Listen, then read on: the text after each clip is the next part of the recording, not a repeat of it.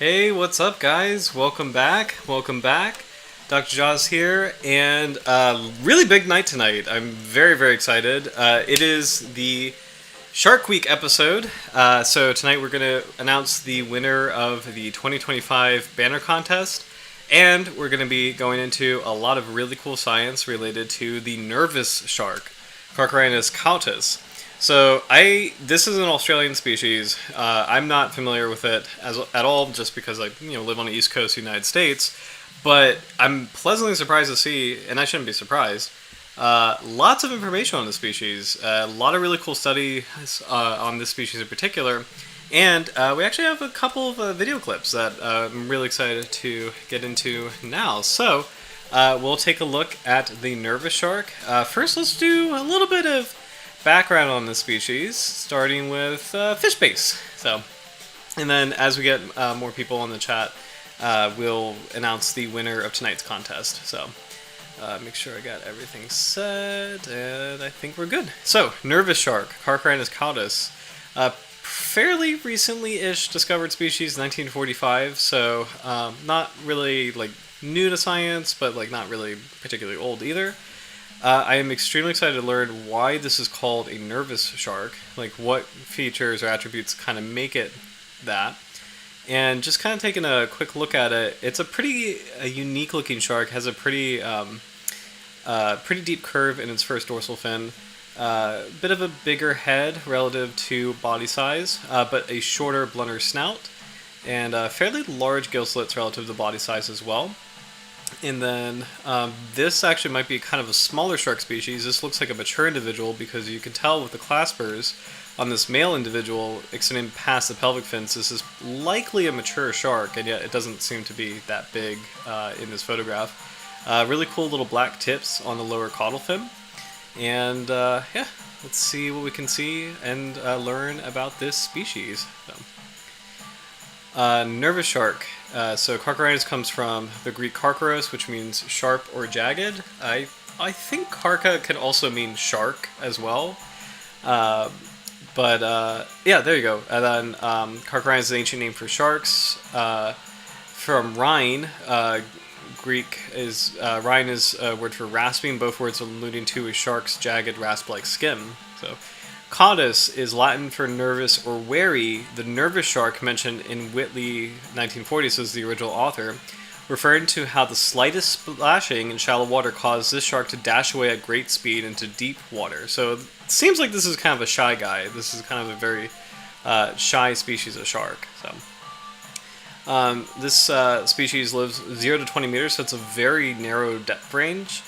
And reef associated, so it's a shark that enjoys coral reefs. But rather than read about it, let's take a look at some clips on it. So this is a school of what looks to be nervous sharks within a bay in Western Australia.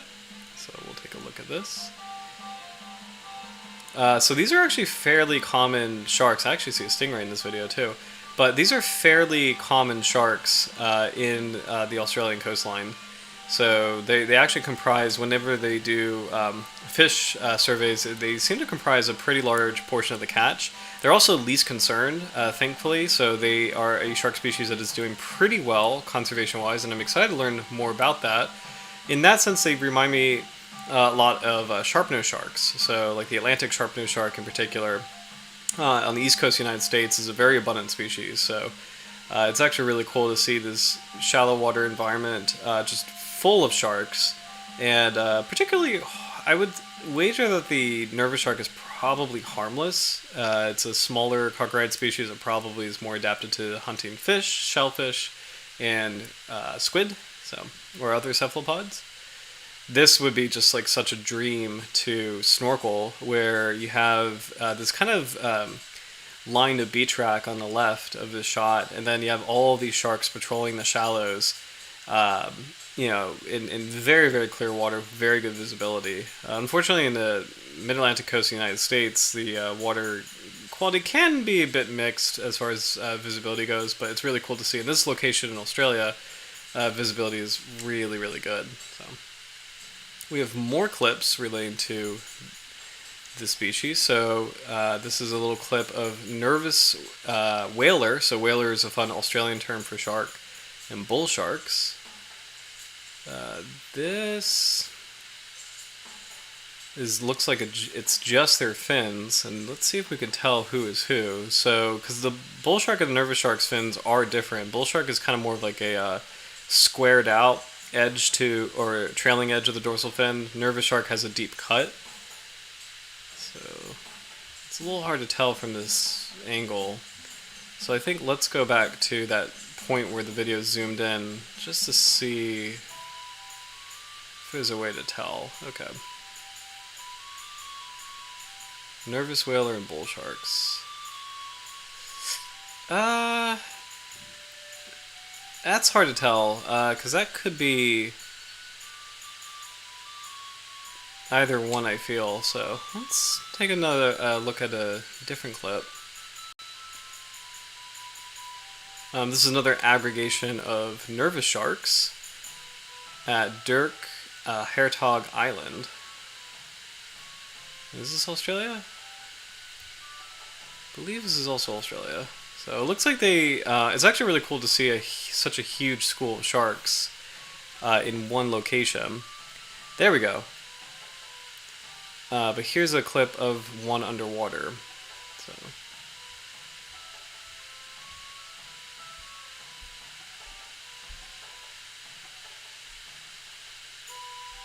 It's kind of funny, the dorsal fin on this particular shark looks a little bit different than the one that we saw in the photograph, so it's kind of hard to tell if this is truly a nervous shark, Carcharhinus cautus, or if this is a shark that is described as nervous in its behavior, but I think this is...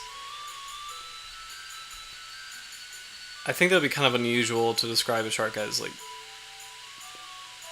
nervous, so I think this is an actual... Oh, there we go. Okay, that's really interesting. So I think this is an actual nervous shark based on the size, so...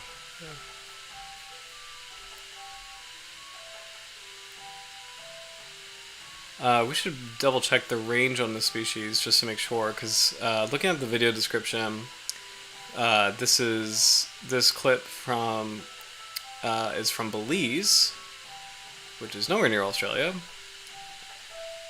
And here we go. So nervous shark distribution, bouncing over to IUCN Red List. It looks like the nervous shark is restricted only to Australia. So this clip, oh, hold on. So Australia and Papua New Guinea, but not Belize. So this clip is, unfortunately, the video title is nervous shark, but this is different. This is a different species.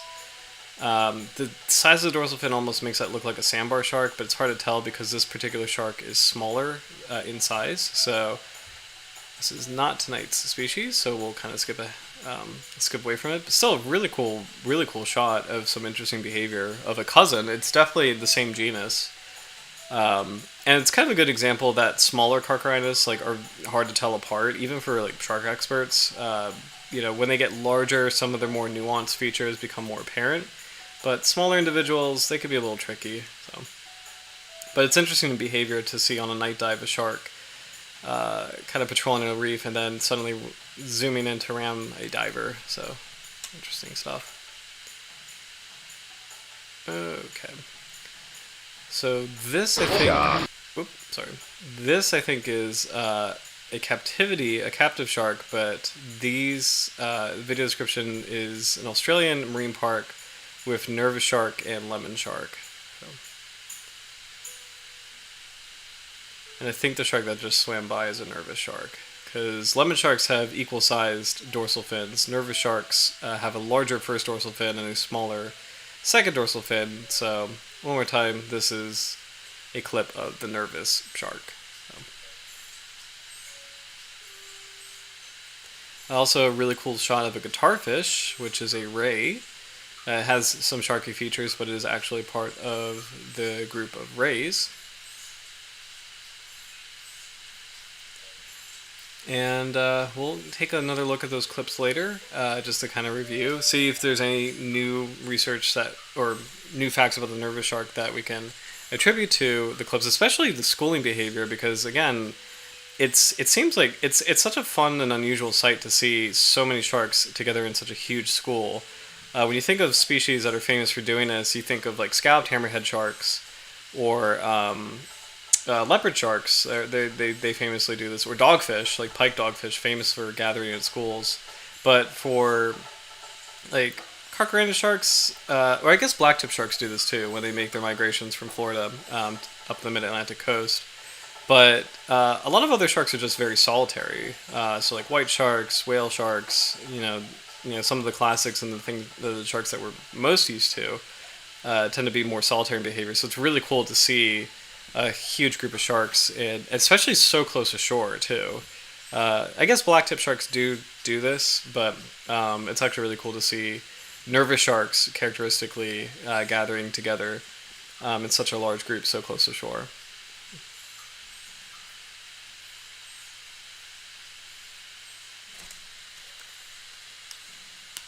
Okay, so let's see what else we can learn on fish base about this species. Okay, so Western Pacific, the range of the nervous shark is southern New Guinea, Solomon Islands, and northern Australia, including Western Australia. Again, it's a shallow water species, so 0 to 20 meters, so it's kind of astounding that it's doing as well as it is against fishing pressure, because there's no refuge at depth. A lot of sharks that are restricted to a shallow depth range really don't have anywhere to go in the face of fishing pressure, so it's really cool to see that nervous shark is least concern. So as far as conservation goes, it seems to be doing okay. Let's see. A little known reef shark found in shallow water on the continental and insular shelves, but may range in deeper water. Feeds on small fishes and crabs. Viviparous, so live birth, rather skittish and timid when approached. Probably harmless or minimally hazardous to people. Utilized for human consumption.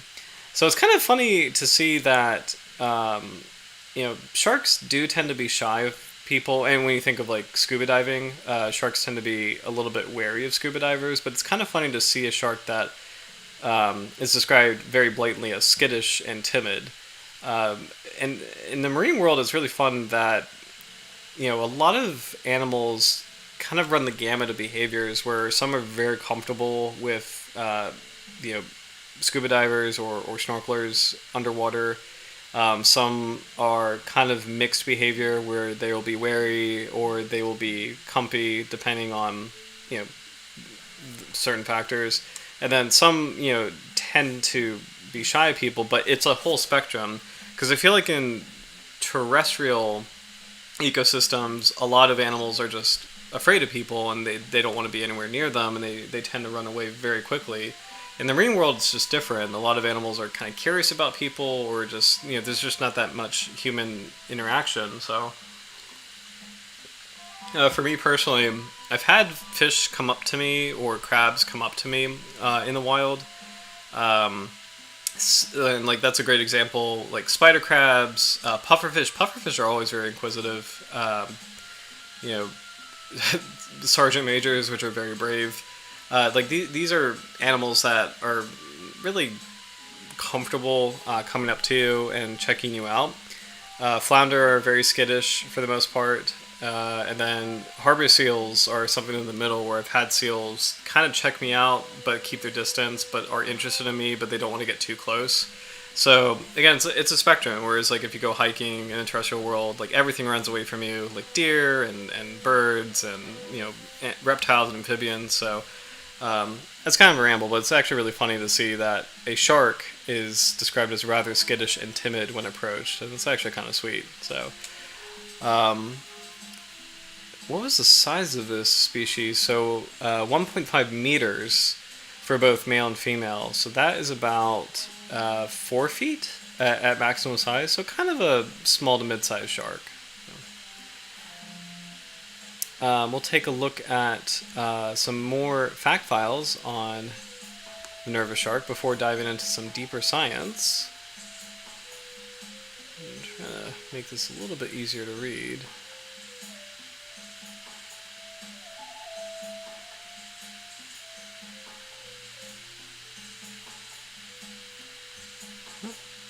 Sorry about that. There we go. Okay. So the nervous shark is a small shark commonly found in shallow, warm coastal waters throughout its distribution. It has moderate reproductive rates. It is taken as bycatch or discarded in coastal gillnet and trawl fisheries throughout northern Australia. Mortality rates in these fisheries in northern Australia are considered to be sustainable. Little is known on its population status elsewhere. Therefore, it is assessed as at least concern in Australia and sustainable. From November 2023, the species will be listed on Appendix 2 of the Convention of International Trade, Endangered Species of Wild Flora and Fauna as sites. So that's actually pretty interesting that this shark is doing well comparatively, but it's still going to be listed on sites, which is a nice precautionary thing. So sites is a very important status for sharks that are typically endangered. If you are on the CITES Appendix 2 list, you are a species of note. So, hey Howard, welcome back. Hope you had a really good weekend. Just reading your comment, given shark sensory perception, I wager the energy composure of the person will determine the direction the encounter would take. Very interesting. So I would say yes, with an asterisk. So yes, in the sense that if a person is very scared or nervous, a shark that is close enough will be able to pick up on that through a couple things, but really probably the biggest thing is heart rate and how the shark can maybe feel that. In terms of, like, sharks have all these amazing senses, but the big one is the electromagnetic sense when they're about, I want to say it's like 6 or 7 feet, it depends on the species, but about 6 or 7 feet away, they can read your electromagnetic field. And with an elevated heart rate, that may have a change in, like, you know, kind of like how your field reads, I guess. So that's something that they can pick up on. I wonder, I was about to say that maybe an increased heart rate. I was about to say that, well, actually, yeah, I'm not going to say it, because I'm going through like all the shark senses, where it's, you have smell, you have the lateral line picking up on vibrations, you have, you know, hearing, you have sight, and I think as far as like your internal energy, like how you're feeling and like your fear, I think a shark can pick up on that if it's very close. So in that sense, I definitely agree. The asterisks I have is there have been people who have done woo-woo science where they made the mistake of saying if they're calm and one with the universe and walk into water with sharks, you know, they're one with the sharks, and you know, the sharks won't harm them, and they've done that to their own detriment. There's a very infamous example of he's not really a scientist. He was a person who kind of brought like a new agey, and not to knock new age, I love new age stuff, but brought a new agey perspective where he surrounded himself by bull sharks and said, if I keep myself calm, you know, I'm going to be, you know, safe, you know, so, you know, and the reality of that situation was, it doesn't matter if you're calm or not, what matters is how's the shark, you know, behaving or feeling, and there was an instance where that person was bit by the bull shark, or one of the many bull sharks he was surrounding himself with, because it was just so happened that bull shark was hungry. Sorry, did you read my first comment? Given sharks, it might not have come through unless I missed it. Given sharks' sensory perception, I would wager the energy composure of the person will determine the direction the encounter would take. I don't know if that's the comment that you're referring to. Oh, gotcha. Sorry. So this might have been, it sounds like an aquatic version of Grizzly Man. Yes. So I don't know if that was the first comment. It was just a delay. So I apologize if I didn't see it, because I'm not seeing it on my end. But yes, it is exactly, that's a great comparison. It is exactly the, oh, okay. So you sent a pic. So I don't get pictures on my end in the chat. So, but I do have your submission, which I'm really excited about. So we are going to announce the winner of the banner contest tonight. So I think we'll do that closer to 9:30. I just want to get some Nervous Sharks basic facts out of the way and then announce the winner. But I really, really loved your submission, Howard. It's really fun and really cool, and I'm very excited to talk more about it in a bit. So, but yeah, Grizzly Man, email for... oh, I see. Hold on. I see. Let's see. Oh, shoot. I'm so sorry, Howard. I think this came in... I am so sorry. I was so busy with the banner contest. So this actually looks really, really cool. So let me go ahead and... hold on. I could definitely get this going. So... yes, let me go ahead and pull up your Nervous Shark submission. And while I'm doing that, I'm going to replay some of the Nervous Shark videos. I think I could definitely put this on the screen. Just takes me a couple minutes. Okay, cool. Fortunately, I know it's kind of funny. I feel like Macs are not as popular anymore, which is... you know, I grew up with Macs being like the big thing, but you know, I feel like a lot of people are kind of going back to Windows. But long story short, I have a Mac, and I'm very happy with the AirDrop feature, where I can get something from like my phone, and then I can send it directly to my computer, and should be able to. There we go, Zach's MacBook Pro. Yeah, thank you for your patience. I'm sorry, Howard. I think I was like so busy with the banner contest that I did not see that email. So sorry about that. But I really appreciate you submitting a picture for the Nervous Shark, though, because it looks really, really cool. So that should be loading in a little bit. So thank you. Yes, I love this comment. I hear that Macs are the thing for artwork, and I honestly 100% agree. I feel like PC is very good for business and very good for coding, but and I could be wrong about that because I'm not as familiar with coding. So, but for artwork, Macs are 100%. Whoop, no ads. Macs are 100% fantastic. Specifically.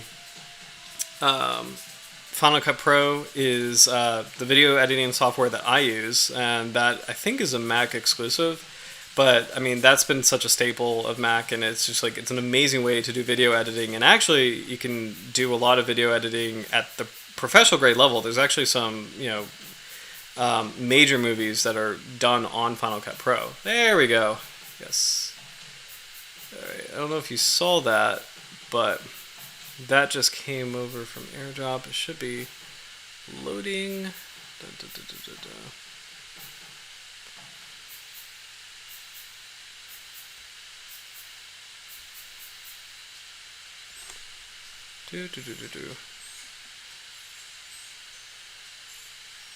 Yeah, it's... why? Let me...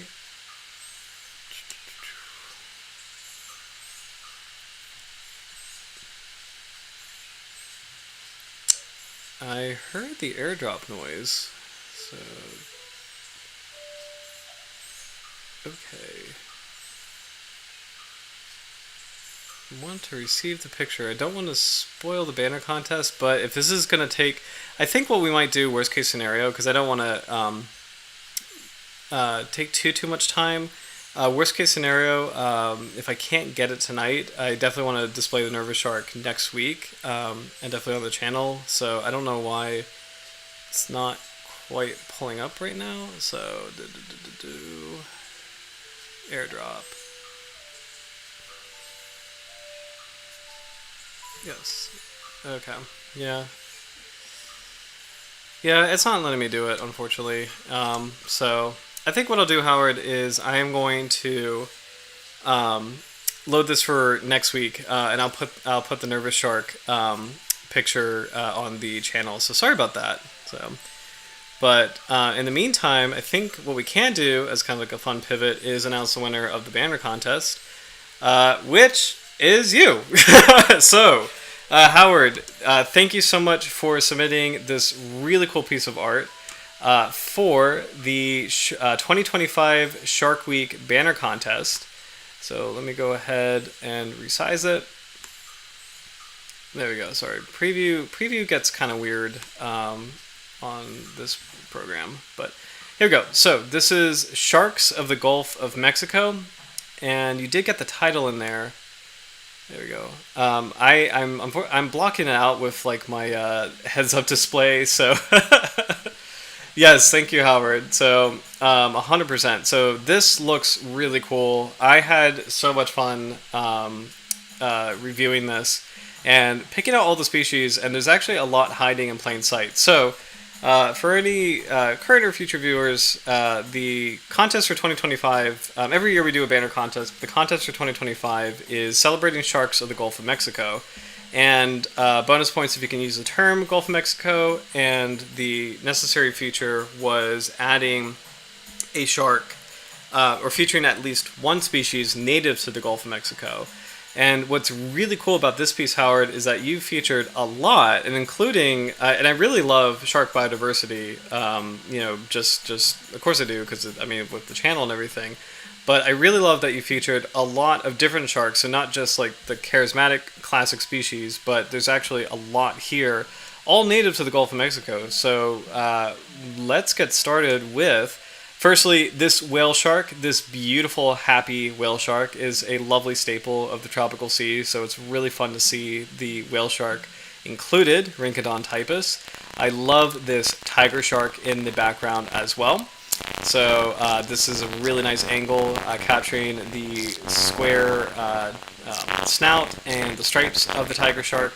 That just looks fantastic. The goblin shark in the front is really fun to see because there's a lot of deep areas in the Gulf of Mexico. So it's really cool to not only showcase shallow water sharks that are quite famous from the area, but also to enter into the depths. Related to that, I think I see a little lantern shark here, which is a lovely little feature, kind of fun hidden detail. We also see, I want to say this is a prickly shark or a bramble shark, which is in the deep waters as well. So that's really fun to see. I love this detail of saw shark. I want to say, is this the Banyan saw shark? Because this is one of the only, I think it is the only piscivorous form in the western North Atlantic. So fantastic inclusion to see it dipping into the Gulf of Mexico. We also have a frilled shark, Charginosaurus sanguineus, right here. We have a kind of hammerhead, and there's a lot of hammerheads that do live in the Gulf of Mexico, so this I assume is a scalloped hammerhead. I think I can barely see Bahamas saw shark, awesome. I think I could barely see the scallop, because this hammerhead is wearing a sombrero. But it's really fun to see a hammerhead included, because they are very populous in the Gulf of Mexico area. We have this. I do have a question about this, and I'm curious if this is a fossil shark in the background of some kind, because it almost looks like a nurse shark, but I see these elongated features, and if I'm not mistaken, I think there is a fossil species that looks like this, with the very long pectoral fins and kind of like the T-shaped bodies. So very curious what this particular species is, and I think that's one of the fossil species, and if so, it's a really cool inclusion. This shark right here with the guitar, I see black tips. So on the one hand, it almost looks like a black tip shark, but it's so like stocky that, and it has like the triangular teeth that I'm almost tempted to see if it's a bull shark too. So either way, great Carcharhinus, fun posture. And finally, I see a sand devil. Actually, not finally. There's more to cover. Sand devil right here. Ah, cool. Yes, Aquiolamna, newly discovered. Super cool. So and like this is a fantastic piece of art in terms of like I love the biodiversity. I love all these little sharks hiding in plain sight. I'm so excited to have this as the new banner going into next year. So thank you, Howard. I love the inclusion of the sand devil. There's a little sand devil, also known as an Atlantic angel shark, right here. And then finally in the back, this is a really cool shot of some kind of, it's either a, like with a rounded snout, I want to say it's either a bull shark or it could kind of be a tiger shark. But the tiger shark is right here. So I'm so curious what this species is. This is really cool species hiding in the background. It's the classic Jaws posture. So, and white sharks do live in the Gulf of Mexico, but the rounded snout, megalodon. So, which is a really cool nod to the prehistoric species. So, a Todus megalodon, where there are fossils in the Gulf of Mexico. One of the most famous fossil locations, which is Venice Beach, Florida, is on the Gulf of Mexico. So, really cool inclusion, and that makes sense from a size perspective too. So, Howard, this is I see your signature too, HDK. Love it, love it. So, Howard, this is a really great submission. These are roughly to scale. That is so cool. And I really love that because it shows simultaneously you've got the megalodon, like the prehistoric megalodon, and how large that animal was compared to modern sharks today. You still have the impressive size of the whale shark.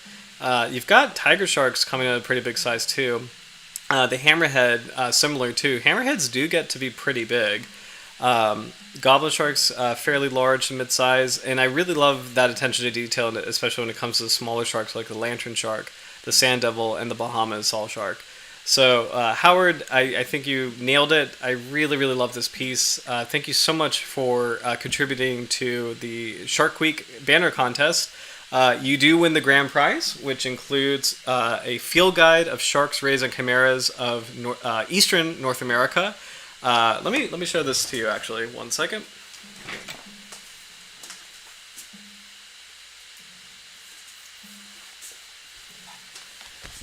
Okay. So this book, which I had a lot of fun reviewing yesterday, is a fantastic guide, and it has more information. It's by the same authors as Sharks of the World, so fantastic material. But it has additional pieces of information that are extremely cool. Specifically, it includes shark temperature ranges, which I had a lot of fun reviewing yesterday. And you can actually, I'm going to kind of show you a fun little treat. So I'm still editing this, but I'm making like a private list of sharks that kind of occur where I am and their season. So the average water temperature kind of near where I am, and I'm making like a really cool little chart showcasing when the sharks come into season and when they're here. And I found a lot of really cool stuff. So we have, as far as shallow water sharks that enter this area, we have about 31 species. Most of them, highest biodiversity is in June or September, with a pretty high biodiversity in July and August. So a lot of them are this like subtropical, tropical summer set. And then we do have a few species occurring in the winter. So we've got hammerheads, bull sharks, spinner sharks, fine-tooth, sand devils. You can see a really cool range here. This is the dusky smoothhound, Musculus canis. So this is one of the most popular shark species where I live. These are really cool sharks that are able to change color. They are harmless and very much ubiquitous along the coast. So it's kind of cool to see how large of a temperature range they have. They're here for most of the year, which is kind of fun. You have more restricted species like tiger sharks, lemon sharks, nurse sharks, great hammerheads. We have them here, but they only come in the summertime when the water's hot. And then one big thing that I'd never really quite realized is that great whites are actually here for a lot of the year. So they are not here in July and August because it's a little bit too warm for them. But January through June and September through December, they are off our shore. We also have Greenland sharks in the winter. They probably will just remain in the depths, but they are known to come into shallow water if the temperature is low enough. So it's something that I've never heard of specifically on this coast, but it is a possibility. So this is a cool little nerdy map that I made based on temperature preferences of sharks, based on the information in this book. So this book has a lot of cool stuff, including full tooth guides. So you have a complete layout of the jaws of each of these species. Their range maps, the conservation status, whether or not they're on sites and CMS, appendices. What else? There's a lot of cool stuff in here. I want to make sure I'm not missing anything, so we'll take a look at a basket shark profile. Beautiful illustrations by Mark Dando, and also quick little snippets on what the shark eats, its gestation period, its maximum size, its preferred depth range. That was the one that I was trying to get. Preferred depths. So this guide is fantastic. It goes into just a deeper level. So I really hope you enjoy it, and you absolutely deserve it. So thank you so much for your submission, and I will be sending this to you shortly. So, and also in addition, you get a megalodon fossil, a Ototus angustiden's fossil, and then I think you already have the bull shark compendium, but I do have a couple of the smaller Dr. Jaws books, so I will send those to you as well. So thank you so much, Howard, for your submission. You're the winner of the 2025 banner contest, and of course, your banner will be featured as the channel's official banner for the next year until the 2026 Shark Week rolls around. But until then, the throne is reclaimed, and just congratulations. This is such a cool submission. So thank you so much, and just congrats. So yeah. I think with that, we'll continue with the nervous shark. And again, I'll promise. Oh, hey, Mingus, welcome back. Oh, oh, thank you. I appreciate you being here. And, no worries if you have to hop off. But I really appreciate you being here. And thank you for supporting Howard as well. That's really, really cool. So thank you for stopping by. I hope you had a good weekend, too. It's been pretty nice weather. I didn't go out last weekend ocean-wise, but still had a lot of fun reading this book. So and just kind of like taking notes from it too. So but I think we saw all the clips that we had for the nervous shark. We have a couple more broad overviews of species before we dive into some details. And again, there's a lot of cool science behind the species, so I promise we'll get to that. Let's make sure I didn't miss anything here. Stock structure. In Australia, there's currently no information on population size, structure, or trend for the nervous shark. Is considered to be sustainably harvested by commercial fisheries in Australia. Is abundant in regional and coastal waters of Western Australia and Shark Bay and Northern Territory and Darwin Harbour. It is not as abundant in Queensland. There is no information on population status in Papua New Guinea or the Solomon Islands. The nervous shark is taken in small numbers in gill fisheries across northern Australia, including the Western Australian Kimberley gillnet and barramundi fishery, Northern Territory offshore net and line fishery, and Queensland Gulf of Carpentaria inshore finfish fishery, and the East Coast inshore finfish fishery. Say that 5 times fast. Fishing is unlikely to have significant effect on the population because catches are small and has moderate reproductive potential. Okay. The nervous shark is found in nearshore tropical and subtropical coastal waters, including bays and river mouths. The maximum size is estimated to be 150 centimeters total length. The maximum age is estimated to be 16 years for females and 12 years for males. Okay. I think this is the same information, so make sure there's nothing new. Okay. Fishes of Australia.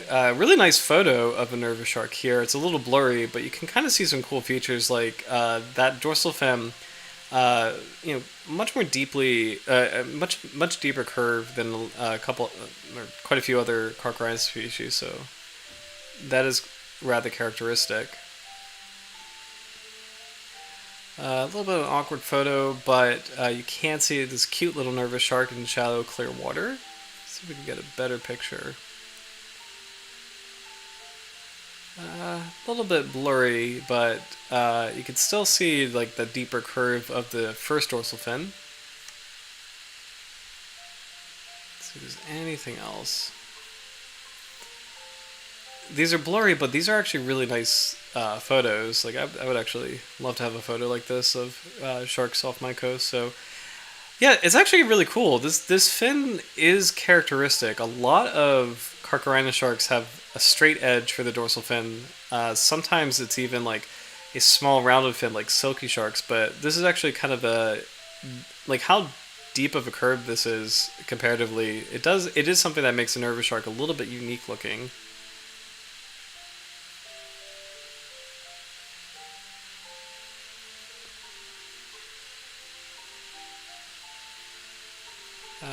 Let me look at this photo. I kind of wanted to see a close-up of the face, so Beautiful eyes on nervous shark. So something about shark eyes that are just so unique. I've said it before, but they have so much energy in them, especially like in life. I mean, they are iridescent and radiant. It depends on the species, but they have really, really incredible eyes. And they also have this like really cool, like I almost think like dinosaur-like quality to them, and just think they're really, really cool to see. It's kind of a fun photograph. Okay. So quite a lot of photos of the species. It's fun to see a species that actually has a lot of material. Because we've been talking about a lot of rare species, I feel, lately, and that's great. It's great to bring them attention, but it can be also, hard to kind of like figure out what makes a shark unique because there's not a lot of research on it. So, small bony fishes are the main prey of the nervous shark, while crustaceans, mollusks, and snakes may also be eaten. It is viviparous, so live-bearing, with developing embryos nourished through a placental connection. The details of its life history seem to vary depending on latitude. For example, the timing of the breeding season and the length of the gestation period. Females produce litters of 1 to 6 1 to 6 young, either annually or biennially. The harmless nervous shark is caught incidentally by coastal gillnet fisheries and perhaps also by line and trawl fisheries. The IUCN has been listed under least concern. Okay. Yes, agreed, Howard. Nice for a change. Interesting locality too. 100%. I would say Australia. I you know I used to kind of put Australia and the United States pretty close in terms of shark conservation, and I might have to give it to Australia, to be honest. I think there's a lot of really good programs in place. We've seen Australian shark populations do very well compared to the same species in other parts of the world. So Australia's a really cool place for sharks, a great place for shark science. So, let's see. I love the history of the name. So, an ichthyologist gave the species name of the nervous shark, Carcharhinus cautus, which means cautious in Latin because of its skittish demeanor when confronted by people. Let's see. Based on morphology, it's been suggested that the nervous shark is closely related to the black-tip reef shark. Campagno, very famous shark scientist, tentatively grouped these two species with the black-nosed shark and the copper shark, the silky shark, and the night shark. The close relationship between nervous and black-tip reef sharks was upheld in 1992. Let's see. That's kind of wild. Black-nosed, copper, silky, and night shark are very, very different species. They're so different. That's kind of funny that they were tentatively grouped as one. Because black-nosed sharks are shallow water species. Silky sharks are famously like open water, deep ocean, like not deep ocean, but like open ocean, species. Copper shark, also known as the bronze whaler, is a large, pretty dangerous, like not dangerous, but like pretty sizable shark that goes after larger prey items.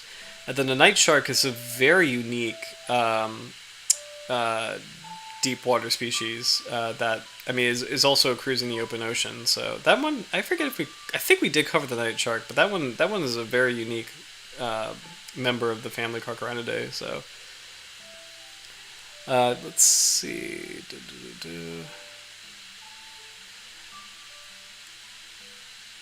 The nervous shark is found on insular and continental insular shelves of northern Australia from Shark Bay. The species generally inhabits shallow inshore waters to a depth of at least 45 meters. It seems to particularly favor mangrove-lined areas with sandy, muddy bottoms and avoids areas with dense seagrass cover. Now that's interesting. So mangroves, and Howard just made a comment, mangroves are always interesting environments, agreed. Ooh, I was fascinated the shark eats sea snakes, including mildly venomous ones. So, let's take a look at that, because it looks like there's a note on that here. And actually, getting back to mangroves, a shark favoring mangroves and not seagrass is interesting, because you would think that the mangroves probably offer some protection for the shark. There's a lot of small sharks that like mangroves because they can swim in and out of the roots and not be bothered by larger, scary, predatory sharks. And also the mangroves are a good hunting ground. And I'm curious that if the nervous shark avoids seagrass, maybe it does that because seagrass is a good hunting ground for fish as well. But maybe it's too out in the open, and maybe other large predatory sharks like tiger sharks patrol the seagrass, and they might snap up nervous sharks. So let's see. The snake Cerberus rhynchops is sometimes eaten by the nervous shark. The diet of the nervous shark consists mainly of small telos fishes, including silversides, smelt whitings, wrasses, and grunters. Crustaceans, including prawns, crabs, and mantis shrimps. And mollusks, predominantly cephalopods, but also bivalves and gastropods, constitute secondary food sources. The shark is also known to occasionally prey on semi-aquatic snakes, Cerberus rhynchops, and Fordonia leucobalia. So let's take a look at what these snakes are, actually. Link a new tab. Open link a new tab. So the first the snake that the shark eats is the New Guinea bacadam, or South Asian bacadam, the bacadam snake, or dog-faced water snake. So this is a prey item of the nervous shark. Interesting. Commonly found in mangroves, mudflats, streams, ponds, tidal pools, and algae patches. It is rear-fanged and is mildly venomous. This is an aquatic nocturnal snake. It feeds mainly on fish and is known to consume eels. So that's actually really cool that this is a snake that lives in mangroves and probably runs into the nervous shark and therefore is eaten. So that's actually extremely cool. Fordonia is a genus of aquatic snakes in the family Halosidae. They're commonly known as crab-eating water snakes and white-bellied mangrove snake. So it's actually kind of a cute snake. Really cute face with a beautiful color pattern. That's the only photo we have. Eats small prey items. Okay. Common resident mangrove. So these are two mangrove-dwelling snake species that the shark preys on. That's actually really cool. Let's see. In Darwin Harbor, mating occurs from January to March, and birthing occurs from October and November, following a gestation period of 8 to 9 months. In Shark Bay, mating occurs from late October to early November, and birthing occurs around the same time the following year, following a gestation period of 11 months. This slower development likely reflects the cooler temperatures of Shark Bay. That's really cool. So if I'm not mistaken, January to March is Australian summer in Darwin Harbor. And October, November would be... I always get confused about this. This would be spring going into summer. Yes, spring going into summer. So, and it's actually really cool that when you get closer to the tropics, development is faster, but if you're getting closer to the poles, it takes a longer time to grow. So that's actually a really cool fact.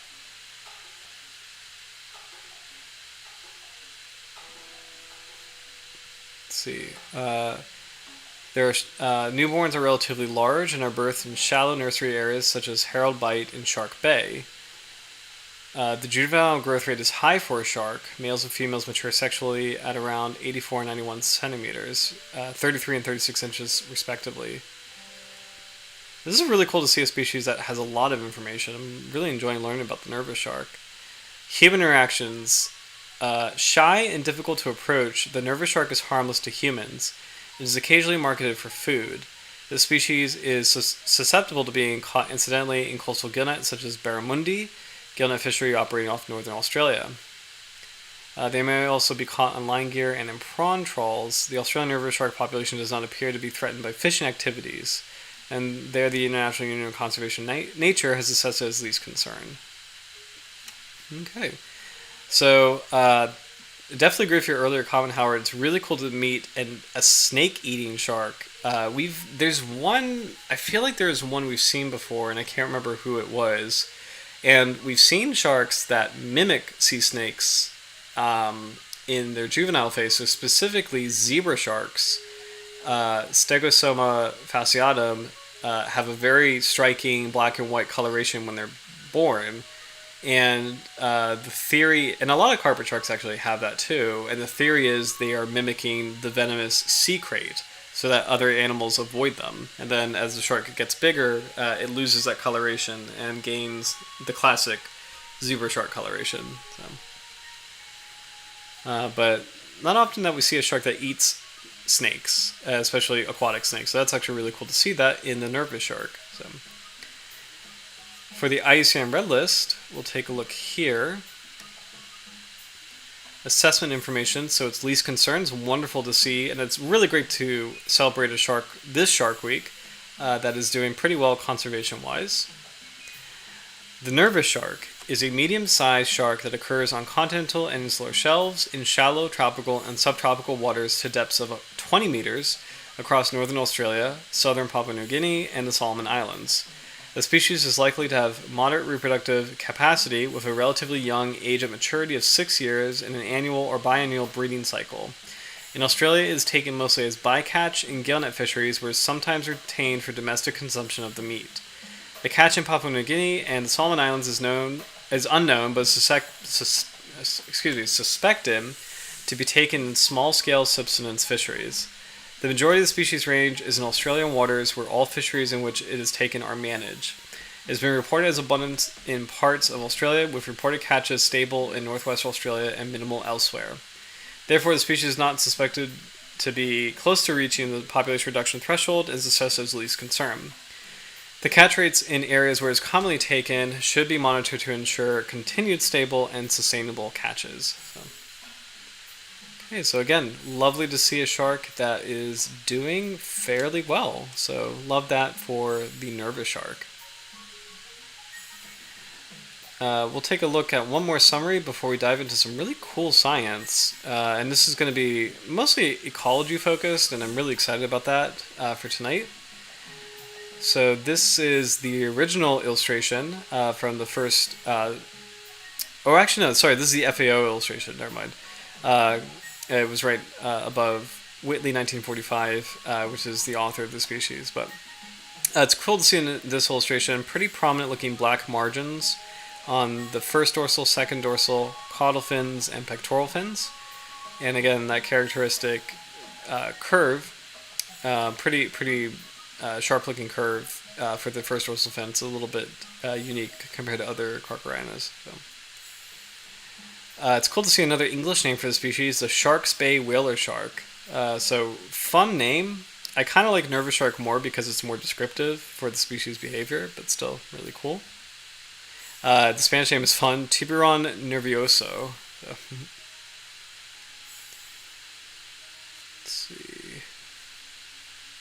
No jaw sets for the species. So I think with that, we'll maybe dive into some ecology.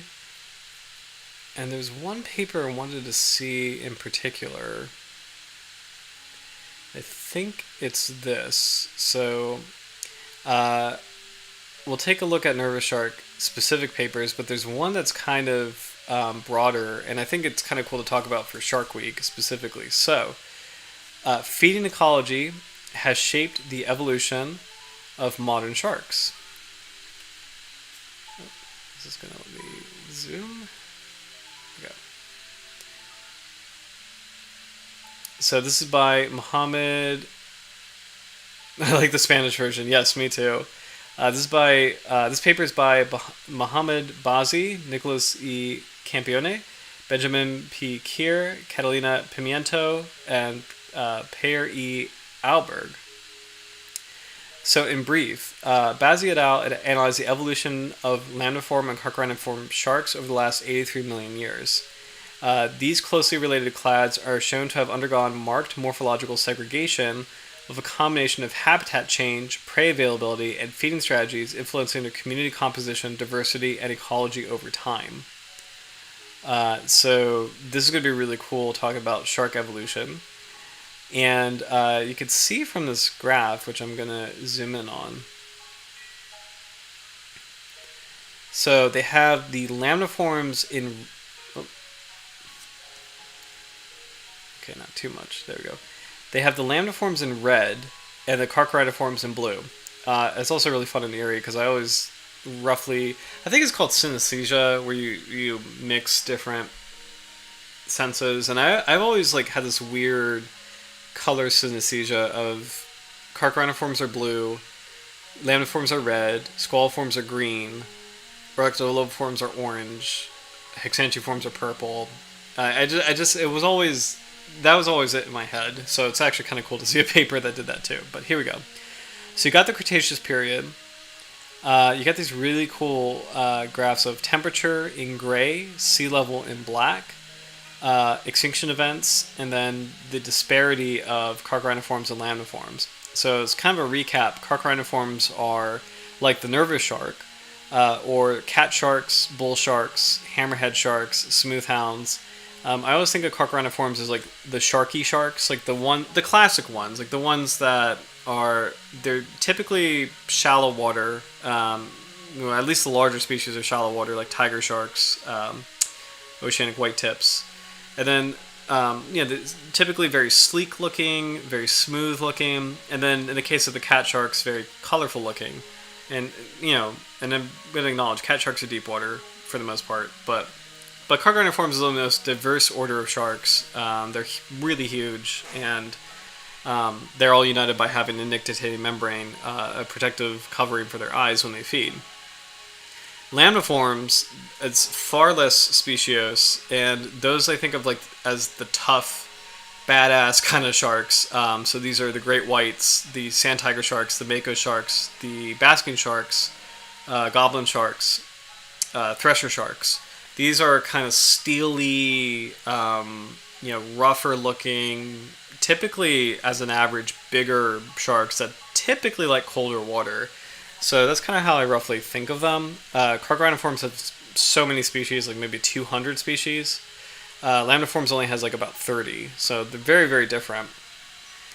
So you've got these major events, the Cretaceous mass extinction, so this is the meteor that killed the dinosaurs. So you have this major event, you have lamniforms and carcharhinus, kind of... Is this measuring species decline? If I'm measuring this, if I'm reading this graph correctly, you have maybe a high point of species, okay, this is going to be disparity. So, okay. So carcharhinus and lamniforms were pretty different before the meteor, and then after the meteor, there kind of was this weird period of them getting closer together. The Paleocene-Eocene thermal maximum was an interesting temperature spike, sea level spike, right, and temperature spike. Through time, lamniforms and carcharhinus are really similar. Then you have a huge separation, followed by some similarity again. As you go through time, you've got the Miocene climatic disruption. It looks like this is around the time that Megalodon went extinct. And then, because I see a giant shark here, I see one of the ancient whales here. And then you see major fluctuations in sea level, ice ages, and they're passing. So, Howard, I like the meteor at the K-PPG boundary. Yes, yeah, I agree. It's really, really cool visual. So a lot of change. It's kind of tricky reading this. So here we go. Shark tooth morphologies track changing habitats and resource availability is a highlight of this study. Tooth shape correlates with diet in extant shark species. Declines in lamniform disparity can be linked with dietary specialization. Modern lamniforms are more disparate than coeval carcharhinus. So, let's see. Summary of this paper.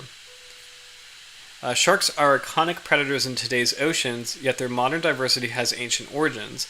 In particular, present hypotheses suggest that a combination of mass extinction, global climate change, and competition has regulated the community structure of dominant mackerel and ground sharks over the last 66 million years.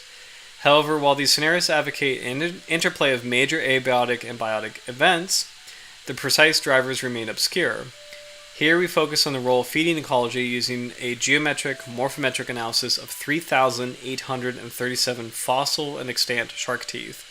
Our results reveal that morphological segregation, rather than competition, has characterized lambdaform and carcharhiniform evolution. Moreover, although lambdaforms suffered a long-term disparity decline potentially linked to dietary specialization, their recent disparity rivals that of generalist carcharhiniforms. So I think specialization refers to like megatooth sharks, like the megalodon hunting whales, and that being not a good strategy because eventually they get so big that they're not able to sustain themselves. And when, if I remember correctly, as whales started to kind of, I forget what was happening with the prey item of whales from megalodon, but it was something to do with like if whales were going. It was either whales were going extinct or changing their distribution, and Megalodon was getting so big that it couldn't really sustain itself. Just the amount of... I'm trying to remember like what happened to Megalodon as far as like... It was... I know it was something about it can't sustain itself based on the size and the caloric needs, but I'm trying to remember specifically what happened. But the point being is... Megalodon was a more specialized whale hunter, and I think that's what this is referring to. Whereas the carcharhiniforms could be generalists, so they could eat marine mammals, fishes, cephalopods, crabs, and there's more abundance of those things, versus whales were becoming more and more scarce. Like large whales that were suitable for Megalodon were becoming, and other megatooth sharks were becoming more and more scarce. So that might be what they're referring to. Another dietary specialization I could think of is like the basking shark, feeding exclusively on plankton, but that is actually something that's a benefit to that species because we still have it, so I'm not sure. So we'll keep reading. We further confirm that low eustatic sea levels impacted landform disparity across the end Cretaceous mass extinction. Adaptations to changing prey availability and the proliferation of coral reef habitats during the Paleogene also likely facilitated carcharhiniform dispersals and cladogenesis, underpinning the current taxonomic dominance. So that's saying that as coral reefs came into play, and there's more of them with rising ocean temperature, and this is like coming from like a colder Earth, right? So from colder Earth to a warmer environment suitable for coral reefs. The emergence of the coral reefs allowed for a flowering of shark diversity, and you see that with the shallow water cat sharks in particular. So the coral cat shark, the swell sharks, I almost got confused with the carpet shark, but there's quite a few shallow water cat sharks that thrive in the coral reef environments. There's also sharks that like coral reefs that are from carcharhiniforms, like the black tip reef shark.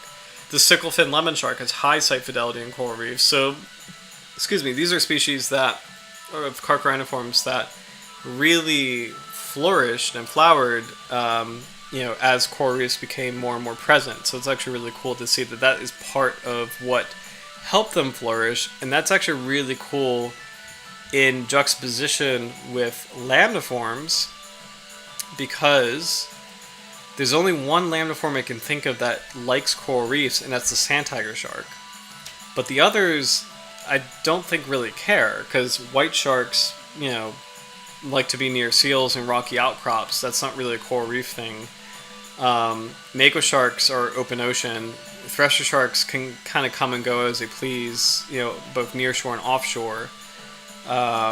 Goblin sharks are deep water. The other sand tigers are deep water. Basking sharks are open ocean. Megamouth is open ocean, or deep water, open ocean. Crocodile shark is open water. So actually, when I really think about it, the lambdaforms are actually not coral reef friendly except for the sand tiger shark, and that's actually really interesting that there's a relationship between carcharhiniforms and coral reefs. That's actually really cool. So. Ultimately, we posit that trophic partitioning and resource utilization shaped past shark ecology and represent critical determinants for their future species survivorship. Thank you, Howard. So for Megalodon, partly outperformed by smaller, more abundant lambdaforms and some carcharhiniforms like Hemiprisus sera. Right. Right, thank you. And then also related to that, the white shark, or ancestors of the white shark, like Carcharhinus plicatilis or Carcharhinus hostalis, those outcompeted with the megalodon. So for any future viewers, because we've talked about this on the channel a couple times, uh, megalodon is not a great white, and it's not related to a great white. It's really not closely related to a great white. Like megalodon was this big, tanky other thing that was its own thing, and great white sharks are really hyper modified mako sharks. Like great white sharks are like big, tanky mako sharks, but ultimately they're smaller than megalodon, and they were able to outcompete megalodon because they were able to, snap up all these other prey items, but not need as much caloric intake as the megalodon needed because it was just too big. So thank you, Howard, for clarifying that, because I knew it was something like that where it couldn't get access to its prey item, but I forget some of the factors that went into it. And it's more abundant, smaller landforms like carcharhiniforms are kind of what helped drive megalodon into extinction. Interesting. So yeah. All right, we won't read this whole paper. I'm just going to kind of skip through to get to some of the more interesting points. So this is actually a pretty interesting graph of... it's not going to label it, is it?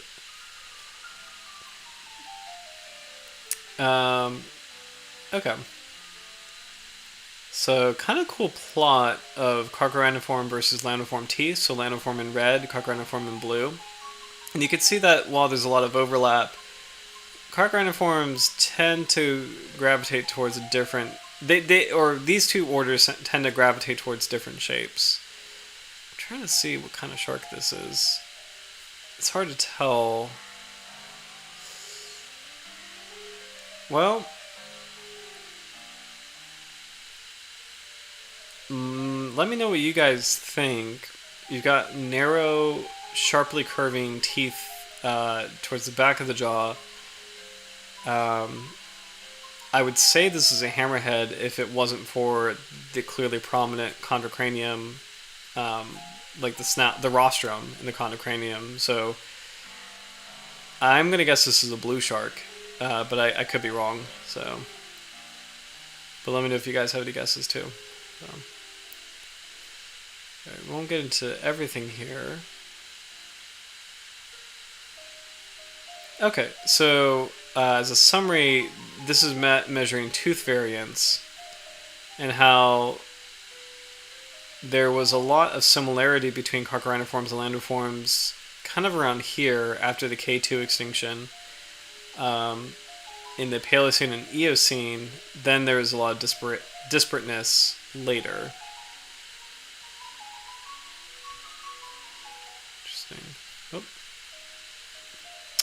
Howard, good guess.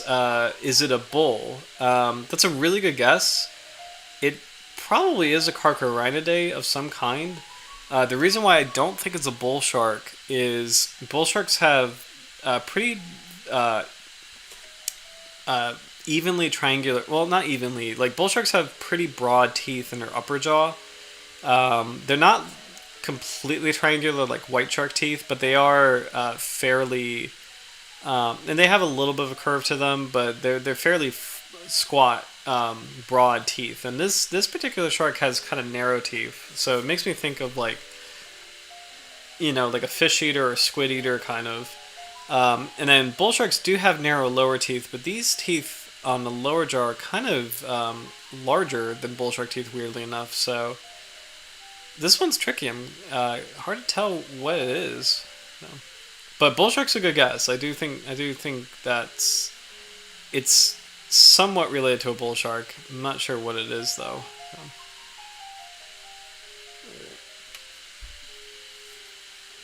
I'm gonna just skim through the discussion to see if there's anything interesting.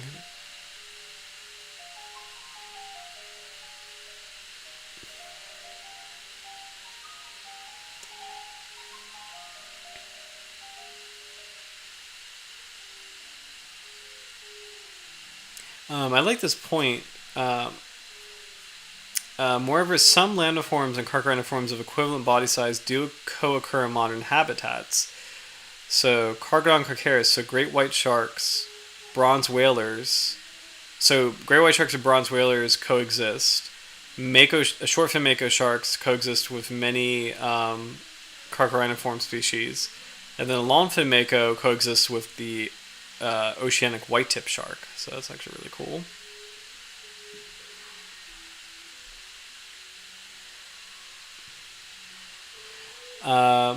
Combined for discovery Cenozoic ecomorphological divergence, we find no compelling reason to assume that population-level competition was a primary driver of lambda-form and carcharhinus macroevolution in the deep past. Interesting.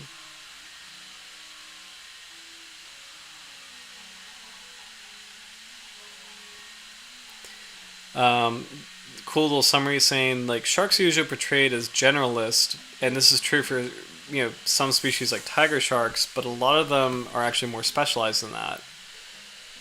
Is basically the point of this paper.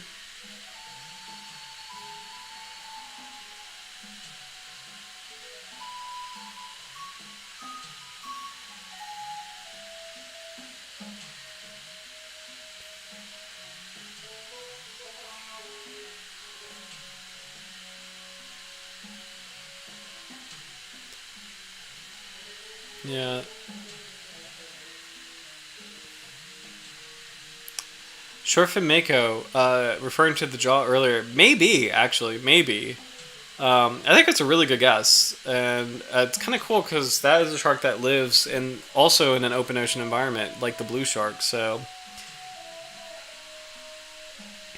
kind of in line with the study, measuring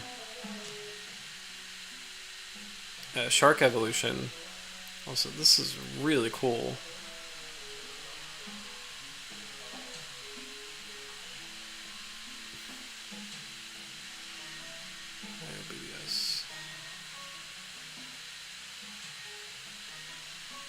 Okay, this is really cool. Okay, this is worth it. This is really, really cool. So here we go.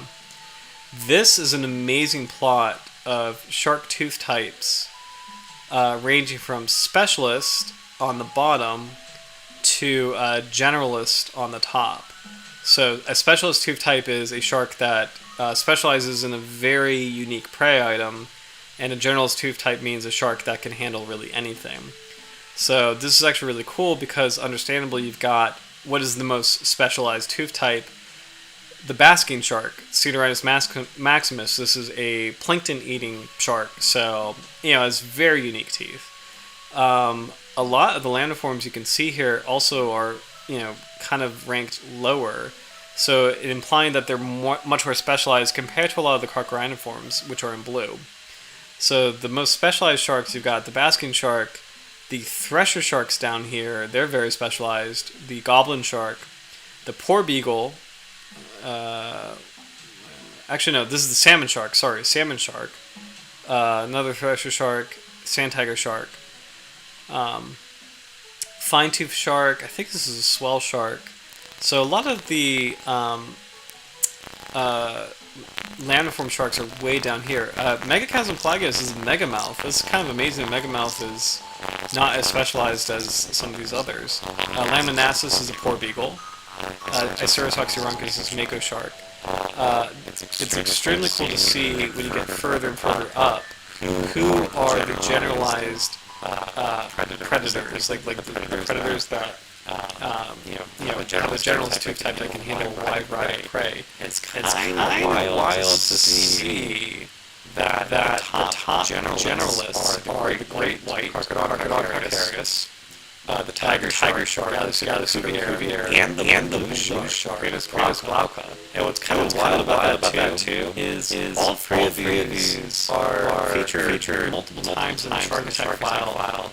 The tiger shark and the white shark are genuinely dangerous shark species. Blue sharks are a shark that I don't personally refer to as dangerous, but blue sharks are pretty. I don't want to say they're prominent, but they are pretty known in the International Shark Attack file. So it's kind of interesting to see that the general species are quite up here. I don't think I see some of the others, like, yeah. That's actually really cool to see that, and a little freaky. So, if a shark has a generalized tooth type, it's probably it's actually kind of cool that you can make a correlation between like a rough correlation of if a shark has a generalized tooth type, it probably is more dangerous than a specialized tooth type shark. So really cool study. I think the nervous shark is a part of the data set behind the study, but we'll keep going to more nervous shark specific studies. But I definitely wanted to go through that one just because it's about shark evolution. I just think that's really fascinating. So, okay. So we'll read through a couple more abstracts and maybe some more papers of the nervous shark specifically. So.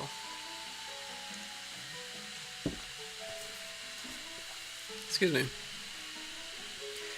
So, restricted movements and mangrove dependency of the nervous shark, Carcharhinus cautus, in near-shore coastal waters. This is by L. Scow, C.W. Speed, M.G. Meakin, W.T. White, R.C. Babcock, R.D. Pillins, and C. Huveniers. This study used a network of acoustic receivers deployed around a no-take zone in Mangrove Bay within a Ningaloo Reef Marine Park in Western Australia to study residency and habitat preference of a small coastal shark, the nervous shark Carcharhinus cautus. It's really fun to be back at Ningaloo Reef, by the way. This is a really famous shark location, and we've seen it before on the stream. 12 Carcharhinus cautus were tagged with acoustic tags and monitored for up to 579 days. Based on individuals detected within a receiver array for at least 2 months, Carcharhinus cautus had a small core and home ranges of 66 and 3 to 64 kilometers respectively, and showed a strong habitat preference for mangroves, which are only found in the no-take zone. This resulted in Carcharhinus cautus spending most of their detected time within the no-take zone boundaries, showing that such a protected area could be beneficial to protect the species from extensive fishing pressure and local depletion where required. So this is really cool because we know that the nervous shark is actually doing really well. It's a least concerned species, and it's kind of really cool to see that correlate with the fact that this shark prefers to be in a marine protected area where you're not allowed to fish for it. And it prefers to be there because it just so happens that that marine protected area has mangroves, which is its favorite habitat because, it likes the mangroves and also has a lot of fun prey items like the snakes there. So that's actually really cool. Not all Carcharhinus cautus remain within the acoustic array, however, suggesting that individual variations occur and that not all individuals would benefit from such protection. This study provides important information about the habitat, residency, and movements of Carcharhinus cautus that can be used for management and conservation. The strong affinity and residency of Carcharhinus cautus within a mangrove fringing coastline emphasizes the importance of mangrove habitat to the species and suggests that such preferences can be used to design appropriate no-take zones for the species or others with similar habitat preferences. Smart shark. Yeah, I love that. Yeah. So that's a really cool study. And I love the mission of it at the end. Such preferences can be used to design appropriate no-take zones for the species or others with similar habitat preferences. So, very cool. Let's see. I'm going to skip this study for a second. Well, actually, no, we'll keep learning. I guess we could keep exploring. So, it's Shark Week, so we could talk about larger shark issues. So here we go. Apparent resource partitioning and trophic structure of large-bodied marine predators in a relatively pristine seagrass ecosystem. So this is by Michael R. Heithaus, Jeremy J. Votto, Senna Kreiker, Craig Lehman, Michael Crutzen, Derek Burkholder, Kurt Gastrick, Cindy Bessie, Robin Sarabia, Catherine Cameron, Aaron Wersing, Jordan Thompson, Megan Dumphy-Dally. Large predators often play important roles in structuring marine communities. To understand the role that these predators play in ecosystems, it is crucial to have knowledge of their interactions and the degree to which their trophic roles are complementary or redundant among species. We use stable isotope analysis to examine the isotopic niche overlap of dolphins, large sharks, and smaller elasmobranchs, sharks and batoids, or rays, in a relatively pristine seagrass community of Shark Bay, Australia. Dolphins and large sharks differed from their main isotopic values, and each group occupied a relatively unique area in isotopic niche space. So as far as isotopes go, there's a lot of things that you can do with that. So delta carbon and delta nitrogen, but it's a way to kind of help link, kind of understand how carbon or nitrogen pass through a food chain and or a food web, and it's a way to kind of link food chain interactions between species. So it's these studies tend to be extremely cool. The standard ellipse areas of dolphins, large sharks, small sharks, and rays did not overlap. Tiger sharks, Gallicida cuvier, had the highest delta nitrogen values, although the mean delta carbon and delta nitrogen values of pig-eye sharks, Carcharhinus and amboyensis, were similar. So this is saying that tiger sharks are the top predator of this area, but the pig-eye shark, which often is confused with a bull shark, they look very similar, has a similar trophic position. Other large sharks, like the sicklefin lemon shark and sandbar sharks, and dolphins appear to feed at a slightly lower trophic level than tiger sharks. In the seagrass-dominated ecosystem, seagrass-derived carbon appeared to be more important for elasmobranchs than it is for dolphins. Habitat use patterns do not correlate well with the sources of productivity supporting diets, suggesting that habitat use patterns may not necessarily be reflective of the resource pool supporting the population, and highlights the importance of detailed data sets on trophic interactions for elucidating the ecological roles of predators. So very cool study. We'll kind of skip ahead to anything mentioning the nervous shark specifically. This is just kind of the graph. Here we go. Both smaller sharks, nervous sharks, Carcharhinus cautus, and brown-banded bamboo sharks had lower mean delta nitrogen values than larger sharks, and nervous sharks had higher mean delta carbon values than brown-banded bamboo sharks. Interesting.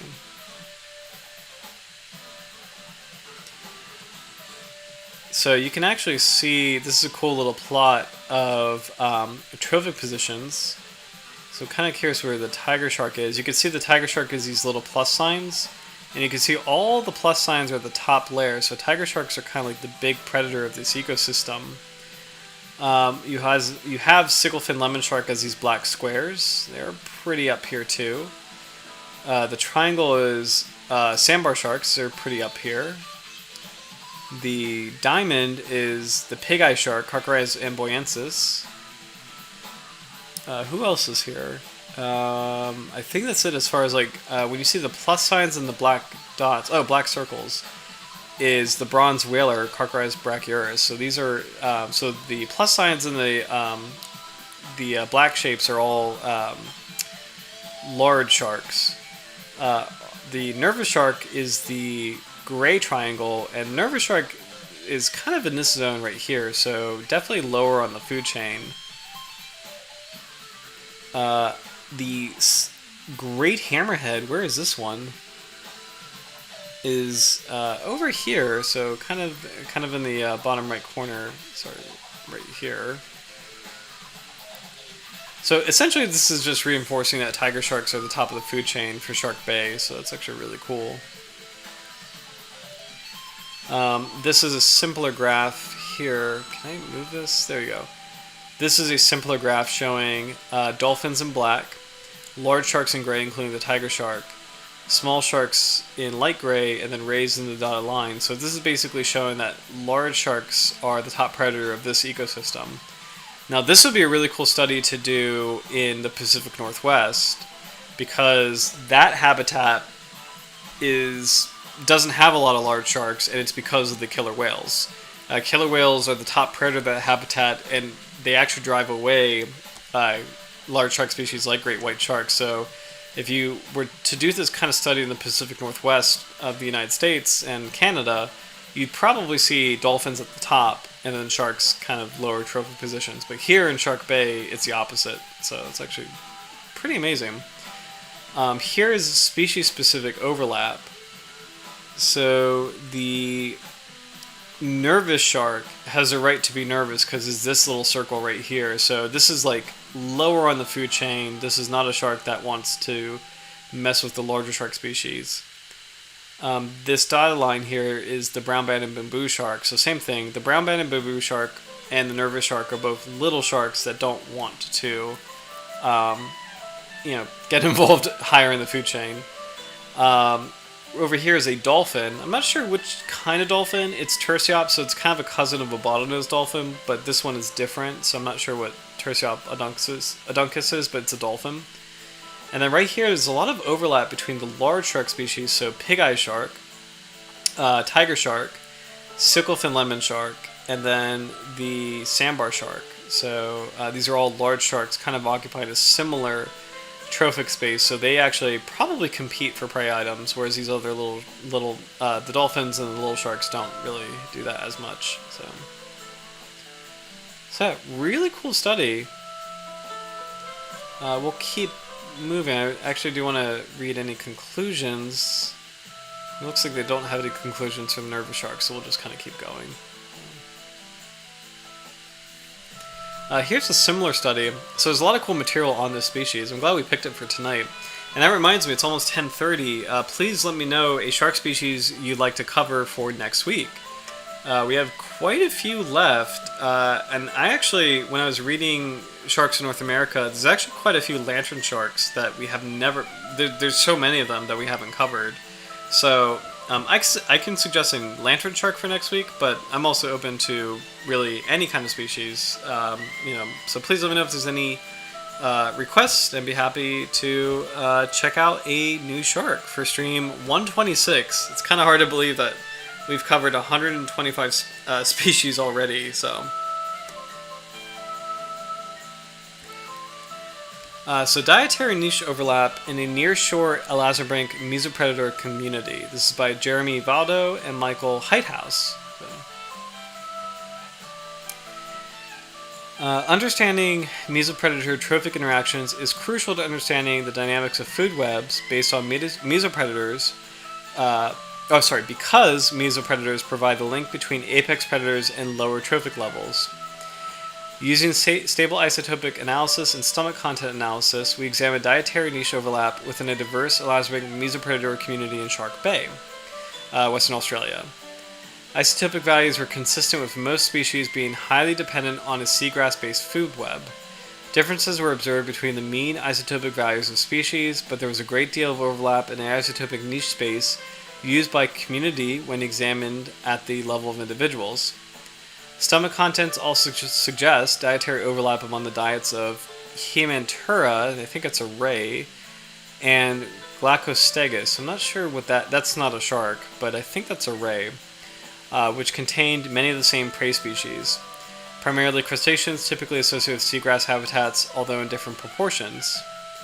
Diet data also suggests that despite having isotopic values similar to other species, Pastinacus atris, which I think is a ray, I think these are all rays, appears to feed on sandflat-associated species.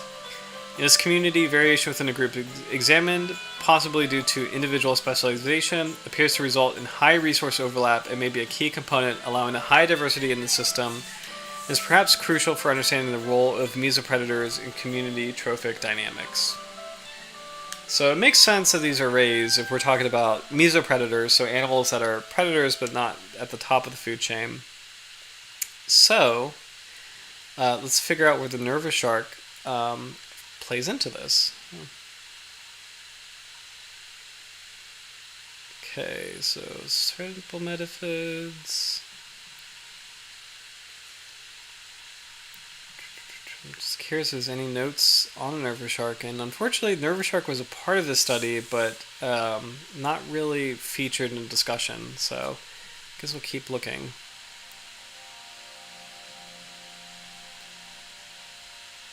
And I'm just gonna, as opposed to reading all the abstracts, I'm just gonna go to studies that have the nervous shark feature prominently. There's one in particular, here we go, this one, I think this one is a good one to maybe close out. So, aspects of the biology of Elazabrinks in a subtropical embayment in Western Australia and of chondrichthyan fisheries in Indonesia. So this is actually really cool. This is a thesis submitted by William Toby White in 2003. So here we go. The first aim of this thesis, it's not often that we see a thesis, but these are really great because they're usually publicly available so you can see the entire study in detail. And they're usually very long and typically quite interesting. And I see there's a lot of data points on the nervous shark, so I think this is a study that might take us home for the night, so here we go. The first aim of this thesis was to test the hypothesis that the spatial and food resources in the nearshore waters of a subtropical embayment in Western Australia called Shark Bay will be partitioned within and amongst the main Elazabrinks species that occur in that large water body. The size and age compositions, growth rates, and reproductive biology of females and males of the nervous shark, Carcharhinus cautus, in Shark Bay were then determined to better understand the mode of life of this abundant species in this embayment. The second aim was to determine the species and size compositions of chondrichthyans landed by fisheries employing different methods in southeastern Indonesia. The implication of these data for management were next determined, and aspects of the reproductive biology of the most abundant of those species were explored in a very preliminary manner. The nearshore shallow waters of Shark Bay are used as a nursery area by several shark species, and the different habitats in those waters are partitioned to a certain degree amongst those species. 10 species of shark, 5 species of ray, and 12 species of teleost, which are bony fish, were caught in those waters. Carcharhinus cautus, so the nervous shark, was the most abundant species, contributing 59.9% of the total number of Elazabrinks and 42.3% to all fish caught. This species and Negaprion acutidens, this is the sicklefin lemon shark, were collected mainly or entirely from unvegetated sites, whereas Rhizoprion acutus, this is the milk shark, Carcharhinus brevipinna, the spinner shark, and Chileoscilium punctatum, the brown-banded bamboo shark, were caught largely or exclusively at the seagrass site. Also, Howard, yes, I think splendid lantern shark is perfect. Let's go ahead, and I'm going to get the species name for that. Just saw your comment. Splendid lantern shark. There he is. Okay.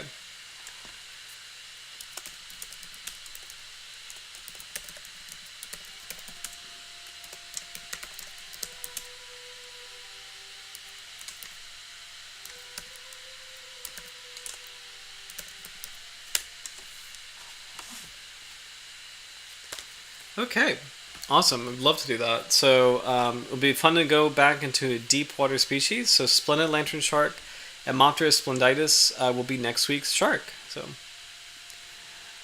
oh, cool. Bruce, welcome back. 3% of biomass of the net. That's incredible for a shark species, but can indicate a top-heavy ecosystem common in coral reefs and to a lesser extent kelp forest.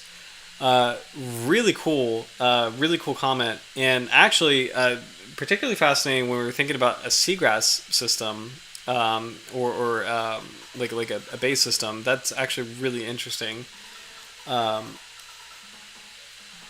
Incredible for shark species, but indicate top heavy ecosystem common in coral reefs and to a so question because I think kelp forest I get because a lot of that kind of relates to sea otters and how they're a big keystone species of kelp forest. But I'm very curious, what are some, for coral reefs, what are some problems that are kind of common, as far as what causes a top-heavy ecosystem in a coral reef? And are there particular factors that really kind of create that dynamic? I'm really, really curious about that, especially since I'm in a temperate zone. I don't really work with coral reefs that often.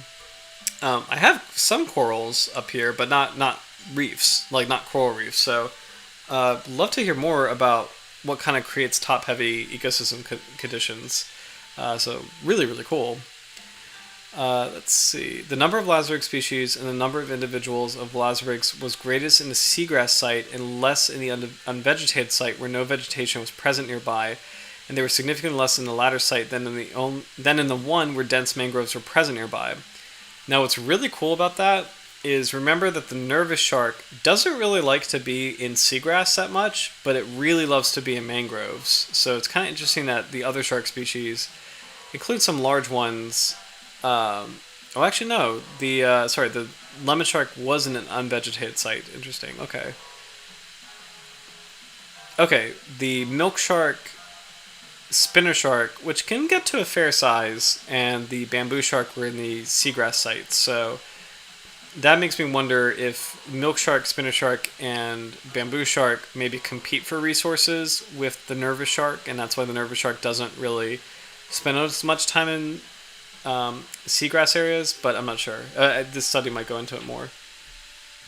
Oh, cool. For coral reefs, that's natural. The small intercade spawning grounds favors fast spawning, fast dying species while punishing medium-sized predators so they cannot hide as easily. Part 1. Really interesting. Didn't know that. This is really cool. And I'm gonna keep reading. I'm gonna keep reading the paper, but when the comment comes on the chat, I'm gonna immediately read it because this is so cool to me. And thank you for contributing, Bruce. This is really, really cool. These two biotic variables were also significantly greater in summer and autumn than in winter when temperatures were lowest. The species composition of lazarbanks in each habitat type almost invariably differed significantly from that in each of the other habitat types, and there was evidence that the species composition of lazarbanks varied in a similar seasonal manner at the 3 unvegetated sites. The nervous shark and possibly also Hemigalius microstoma, that is a cousin of a snaggletooth shark. That is a we just covered that species, and I'm trying to remember the English name. Hemigalius microstoma. The sickle-fin weasel shark. Okay. And Chilasconium punctatum, the brown-banded bamboo shark, were the only species to complete their life cycles in near-shore, shallow waters of Herald Bight. However, the capture of the juveniles of a further 4 species with umbilical scars emphasizes the importance of these waters as nursery habitat for shark species. So I love this thesis. This is so cool.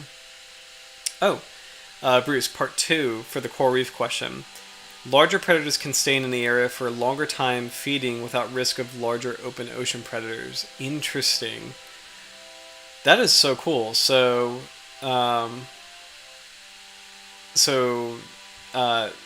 small, fast spawning, fast dying species are okay in coral reefs. Medium-sized predators who can't hide in the nooks and crannies and the crevices of a spatially complex coral reef are in trouble and are a big food resource for large predators that stay in an area for a longer time, feeding without risk of larger open ocean predators. That's really cool. One thing shark-specific for coral reefs, I think I may have mentioned it before. I probably did because I love this study, but there was a really cool study about how if you remove large sharks from coral reef systems, like sharks that have site fidelity and they're the top predators of their coral reef system, they create kind of a niche vacuum, like a trophic vacuum, and smaller sharks take their place in that vacuum. So, and I think the study specifically referred to tiger sharks in the Indian Ocean. I know the study took place in India. I can't remember if it was tiger sharks or if it was a different kind of shark, but it was a large shark, like a tiger shark, that when they were removed from the ecosystem, milk sharks and other smaller sharks kind of came into that ecosystem. So, and were theorized to take that trophic niche away, which is really cool. So. Continue with this. The dietary compositions of 1 ray species, Rhinobatus typus, and 3 shark species, the nervous shark, sickle-fin lemon shark, and milk shark, undergo size-related changes and differ among the species, thereby reducing the potential for competition for food within and amongst these 4 species. Rhinobatus typus, which is a ray, fed almost exclusively on pinnate prawns and portunid crabs, which is reflected in its narrow dietary breadth, whereas different species of teleos constituted a major component of the diets of each size class of the 3 shark species. The relative contributions of the different species of teleos to the diets of the 3 shark species varied. The variations in dietary composition amongst the 4 species reflects differences in behavior, modes of feeding, and relative mouth sizes. The nervous shark copulates in late October, early November, shortly followed by ovulation and thus conception, and parturition occurs about 11 months later. So what's kind of cool about that is this is a temperate area, because we learned that in tropical areas, like nervous sharks have a shorter gestation period. The reproductive cycle of the nervous shark is biennial. Female and male nervous sharks reached around 28 and 32% of their lengths at the maximum observed ages respectively at the time of parturition. Females and males in the nervous shark attain a maximum total length of, I'm just going to say 1.3 and 1.1 meters respectively, in maximum ages after parturition of 16 and 12 years respectively. Maturity was attained at about 1 meter by females, and 0.9 meters by males, and at least 50% of females and males have become mature by the end of their 6th and 4th years of life, respectively. The 3-parameter von Bertalanffy growth curves, I know it's a common metric, pronouncing it as blah, provided reasonably good fits to lengths at age of females and males of nervous shark during just postnatal life and throughout the whole pre- and postnatal life. However, the 4-parameter Schnute growth curve significantly improved the fit to these data for both females and males from conception and for females from birth. The question of when, from a biological viewpoint, it might be appropriate to switch from using a von Bertalanffy growth curve to a more complex Schnute growth curve are discussed. This is pretty long in the abstract, so I might condense it a little bit. Okay. In Indonesia, a total of 139 quadricothian species, including 77 sharks, were recorded. The most specious families were the Dasyatidae, which is a very common ray family, and the Carcharhinidae, which is the same family as the nervous shark, which collectively contributed 84.8% respectively to the total number of individuals of all species. The 3 most abundant chondrichthyan species that were caught as both juveniles and adults were Dasyatis cooley, Dasyatis zuglia, and Hamantura wauga. So these are all rays. We'll kind of skip the ray part, and I guess that was it. So we'll read the nervous shark notes specifically. Here we go.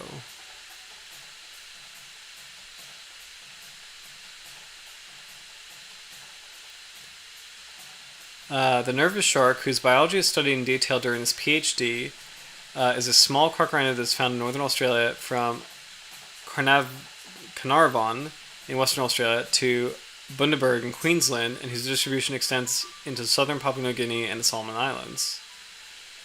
Okay, I'm going to skip through things that we already know. This species is abundant in inshore waters, especially those of marine embayments and mangrove estuaries.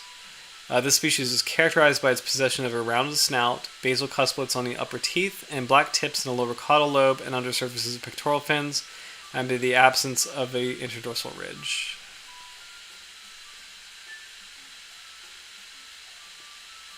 Okay.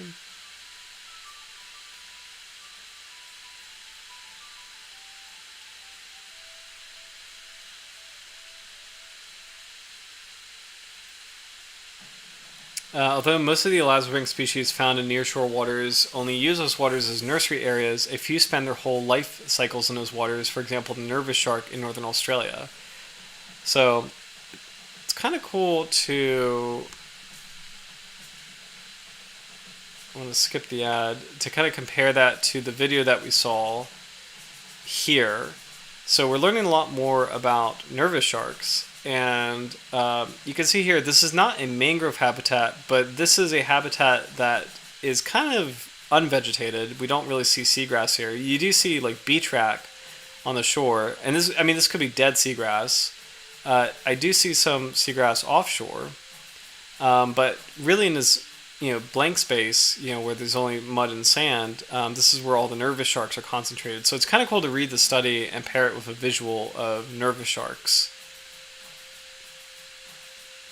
So this is a group of nervous sharks. Oh, I guess some of that is living seagrass, but they're not in the seagrass. They're actually swimming, again in these unvegetated areas. So By the way, swimming in seagrass is a lot of fun, but it's also very disorienting in kind of a cool way. It's like everything looks the same and it's like wavy. And I was on Assateague Island a couple weeks ago swimming through seagrass meadows, and it's such a cool. And I used to swim through seagrass in Florida, but it's such a cool, but also like in a cool way disorienting like experience. It's just such a it's hard to kind of find your bearings because I think like the seagrass is just so small. Like the blades of grass are each just so small that collectively it just kind of like is this weird wave of green. Whereas a kelp forest, when you're swimming through it, you know, you can kind of like it's better to kind of make some waypoints in that because I think like there's more prominent and noticeable features in the kelp forest. So, you know. But I've only been to a kelp forest just a few times, like a handful of times. So, Bruce, maybe there are more visual-based hunters. It seems odd for them to spend so much time away from seagrass. It's a really great point. And actually, they do have slightly larger eyes proportionally than other, I would say, than other members of the genus. So let's take a look at that. I'm trying to find a good photograph of the nervous shark. Yeah, because when you think of, that's actually kind of a larger eye relative to the head than, you know, compare this to like a bull shark. Bull sharks have very small eyes, and part of the bull shark having small eyes is, you know, arguably probably doesn't rely on its eyes as much because that's a species of shark that is very comfortable hunting in murky estuarine water. So it's kind of cool to see that the nervous shark is actually, you know, proportion has a larger eye. It's not like enormous or anything, but it definitely seems like a little bit larger relative to the head size. So that could be kind of a cool thing that relates to that. I also wonder if that kind of relates to, and this is a cool photo of the nervous shark's tooth, by the way. I wonder if that relates to the nervous shark's nervousness as well. Like maybe if it is more attuned visually, then maybe it's a little bit more quick to be flighty when it sees a person in the water. So I don't know. That is just a complete hypothesis. So no idea how true or false it is, but you know. Go back to the study that we were on. Where is that? There we go. Howard, it looked like they were hunting something specific. Stingrays. Potentially. I did see there is a stingray at the top of this clip. He's hard to see, but he's right here. There is a stingray right here. I don't know if you can see that little shadow. And I'll make this very slow because he's really hard to see. All right. Yeah, stingray right there. It's a little blurry, but it's very, very hard to tell. But this big squash shape, this is definitely a stingray, just kind of chilling on the seabed right here. And this is a pretty large one, so probably too big for an individual nervous shark to take on. But I'm curious as far as prey items. It could be a lot of fish, like, you know, near shore fish that probably like to be in this area. But it's kind of amazing to see such a huge school of nervous sharks here.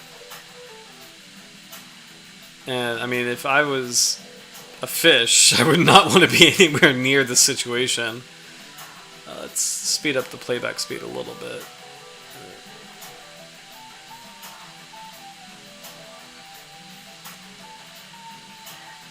And I'm just scanning to see if they see any more rays. I just saw the one at the top of the clip because he has that characteristic shape, but I don't see any more. I just see a bunch of nervous sharks.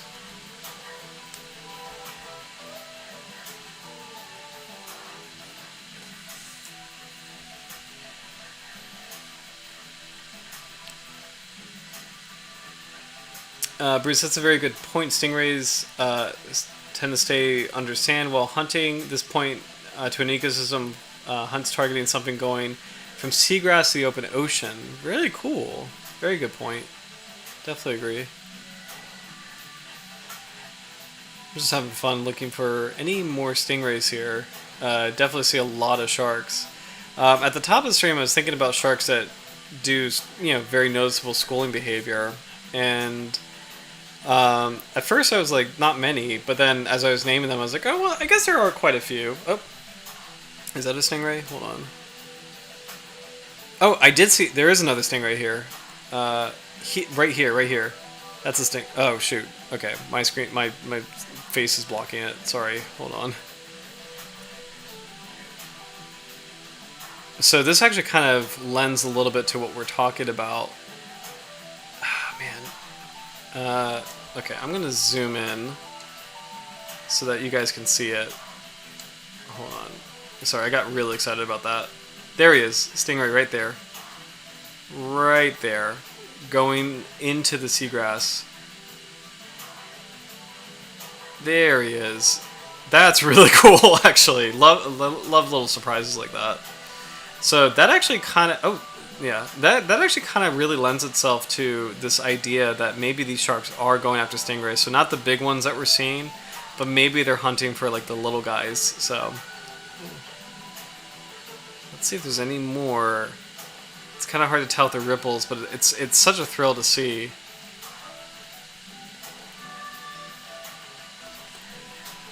So there was two discernible stingrays in this clip. So that really does lend well to the theory, so that's actually cool.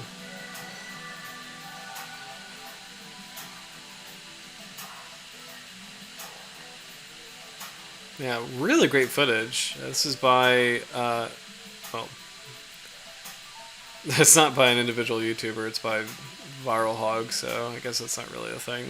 I mean, it's a thing, but not a thing. That, I think, is a stingray. I think this is one more.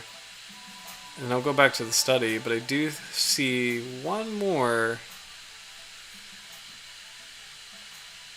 I'm pretty sure right here is a stingray. Yeah, that's a ray. Yeah, so. Is this a ray? This is also a ray, yep. So there's actually quite a few. Yeah, those are actually rays too. So there's actually quite a few in this clip. Oh my gosh, it's so cool.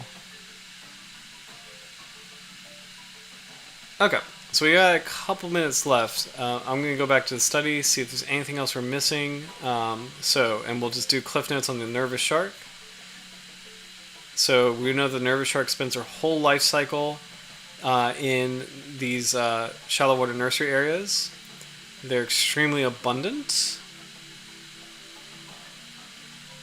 Nervous sharks contributed between 27.6 and 59.9 to the total catches at the 3 unvegetated sites, but only 4% to those at the seagrass site. Interesting. So very strong habitat preference there. Recently born nervous sharks were only found between December and April and prominently in December and January. So that's right in the middle of summer for Australia.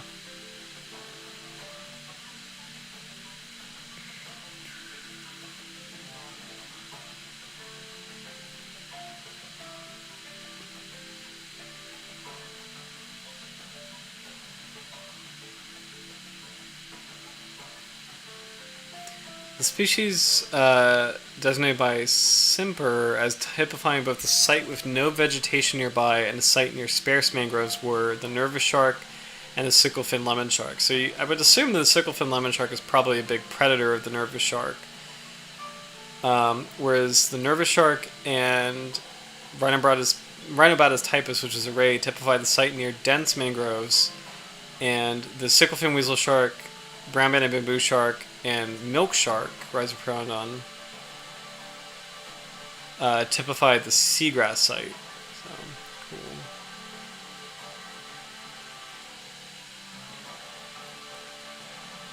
Okay. Basically, it's kind of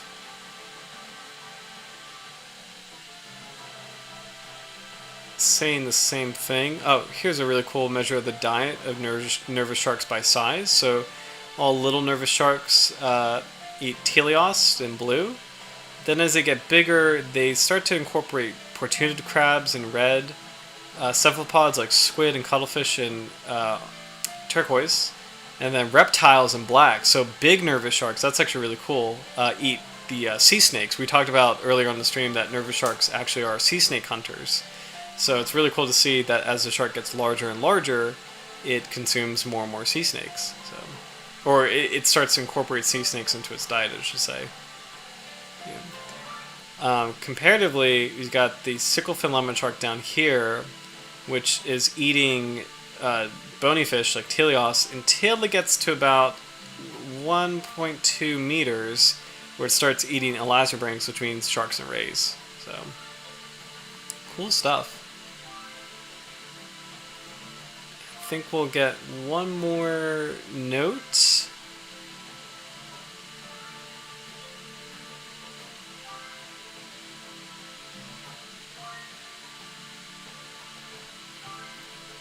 The mean litter size of nervous sharks is 4. That is 2 per uterus, with the number of young and females ranging from 2 to 6.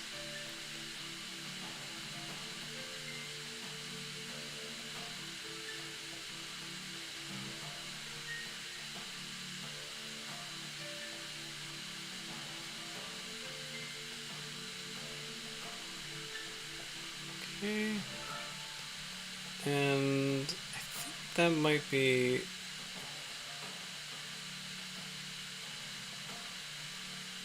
Oh, this is actually kind of cool. Okay, this will be our last fact, because I know it's almost 11, but here we go. The data presented in this chapter demonstrate that in Shark Bay, nervous shark copulates in late October to early November, and ovulates and conceives in late November to early December, that is approximately 4 weeks later. This implies that sperm is stored in the oviductal gland for about 4 weeks until ovulation occurs, as is the case with certain other shark species, for example, Carcharhinus tiltsoni and the blue shark, Prionosa glauca. Since Carcharhinus cautus, the nervous shark subsequently gives birth in the late October to early November, gestation lasts for approximately 11 months. So that's actually really cool, where if you remember, bonnethead sharks, Sphaenotibiero, are known to show parthenogenesis, so birth without a male influence, like without sperm. And that, before that was concluded, what this just mentioned, which is sperm storage, was the theory of how that all went down. The theory was, at first, scientists were like, oh, well, maybe this is a female bonnethead shark that was captured with sperm in the oviduct, and that's how it got pregnant without male influence in the tank. And the thing that defeated that argument was the reality that, wait a minute, we're talking about a bonnethead shark that's been in captivity with no male influence for a year plus. So that was true parthenogenesis, aka, this is not the right term, but like virgin birth, if you will. It's the right term, I guess, but it's really cool to see this in a nervous shark, to show like, hey, prolonged sperm storage is something that sharks can do, and it's actually kind of cool to see that in comparison with the bonnethead shark genuinely undergoing parthenogenesis. It's just really cool to see, just different reproductive modes. Like, sharks are probably the most unique group of animals as far as like how diverse their modes of reproduction are. It's just we haven't really quite seen so explicitly this mode of reproduction shown before, so this is actually really cool to see. So, but I think with that, make sure I'm not missing anything, because I just saw Galapagos shark. Oh no, this is this note for the study. So I think with that is all we've got for tonight for the nervous shark.